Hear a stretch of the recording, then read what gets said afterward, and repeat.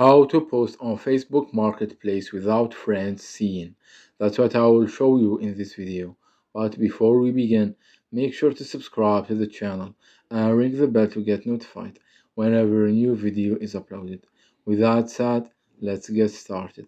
Now the process is very easy and simple, so just follow these steps. Go ahead and open up Facebook, and once you do that, navigate to the marketplace. Once you are there, say for example, I'm going to sell a random thing. Once you are on this page right here and you have entered the titles and photos and descriptions, etc., scroll down till you find the section that says listing options. And there you will see that the first feature, it says hide from friends, and it tells you that this listing is still public but will be hidden from your friends on Facebook and Messenger in most cases.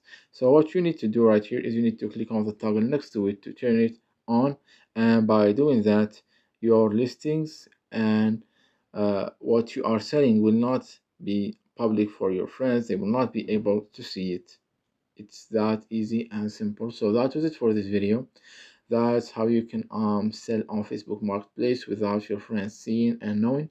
If you have any question, please leave them in the comment section down below. With that said, see you in the next video.